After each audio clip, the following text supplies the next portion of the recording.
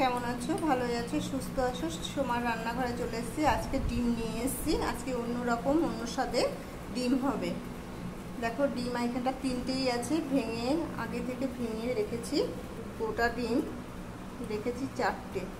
আজকে পেঁয়াজ আর আদা দিয়ে হবে, ধনে পাতা কেটে রেখেছি। চলো এবার রান্নাঘরে। আমি তেল দিয়ে রেখেছি। আমি এই ডিমটা আগে ভেজে নেব। এই 3টে ডিম আগে ভেজে নেব।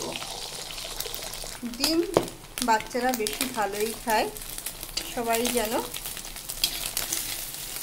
বাচ্চাদের খেতে খুবই ভালো লাগে।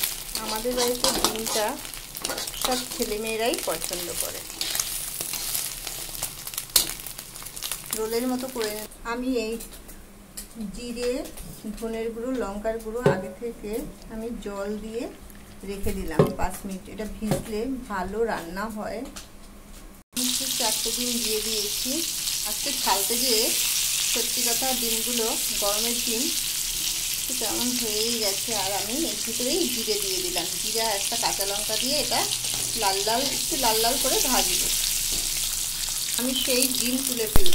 সেই তেলের ভিতরে আমি সেই ছোটো আলুগুলো লবণ দিয়ে একটু লাল লাল করে পেঁয়াজটা, ওই আলুটা ভেজে নিয়েছি। এবার আদা আর দেখো পেঁয়াজ আমি ছেড়ে দিলাম। কতটা, অনেকটাই করে ছেড়ে দিলাম। কিন্তু দেখতেই পাচ্ছ, এটা একটু ভাজা ভাজা হবে। এই পেঁয়াজের গন্ধটা বেরিয়ে যায়। পেঁয়াজটা কিন্তু আমার, পেঁয়াজ আর আদা, আমি এখন আজকে রসুন অ্যাড করিনি।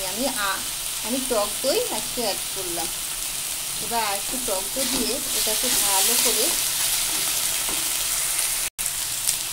একটু বেশি এটাই তেল লাগবে, কেন পেঁয়াজ দেওয়া হয়েছে আর টক দই দিয়ে এটাকে আমার কষানো হয়ে গেছে। সেই জিরের গুঁড়ো, ধনের গুঁড়ো আমি সব এর ভিতরে ছেড়ে দিলাম। এবার দেখো বন্ধুরা, সব লঙ্কার গুঁড়ো আমি এর ভিতরে ছেড়ে দিয়েছি। ছেড়ে দেওয়ার পরে আমি এটা ভালো করে মাখার পরে আমি সস ছেড়ে দিয়েছি, সস। আর আমি আজকে হলুদ আমি এর ভিতরে জল করে দিলাম। আবার একটু নাড়াচাড়া পরে আমি তেলে ছাড়লাম না, এমনি গোটা দারচিনি, লবঙ্গ আমি এর ভিতরে ছেড়ে আমি আবার কষালাম। দেখো বন্ধুরা, এটা খেতে একটু অন্যরকম লাগবে। ডিমও আমি ছেড়ে দিলাম। এটা আবার একটু কষাবো। সেই ডিমটা ভাজা করলাম না, 3টে ডিম দেখো গোল গোল না, চৌকো চৌকো করে কেটে দিয়েছি। দেওয়ার পরে আমি এটাও এর ভিতরে ছেড়ে দিলাম মশলার মধ্যে। একটু এবার নাড়াচাড়া করবো। ওটা বন্ধুরা খেতে প্রচণ্ডই ভালো লাগবে। একটু অন্য স্বাদে, অন্যভাবে করলাম। আমি হালকা এর ভিতরে জল অ্যাড করব। আমি জল ছেড়ে দিয়েছি। দেখো, সেই গোটা ডিম আর ছোট ডিম। তোমরা রসুন ছাড়া এরকম করে রান্না করে খেয়ে দেখবে কেমন হয়। রাখবো। এবার আমি শাহি গরম মশলা ছেড়ে দিয়েছি।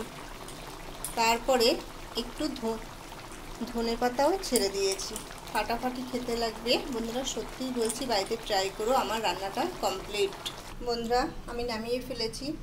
রান্নাটা কেমন হয়েছে কমেন্ট করে, লাইক শেয়ার করে বলবে। তোমরা বাড়িতে যদি কম ডিম থাকে এরকম করেও পিস পিস করে নিয়ে করতে পারো। টাটা, লাইক শেয়ার কমেন্ট করো। আজকে একদম রসুন ছাড়া করেছি, তোমরা দেখতেই পাচ্ছ।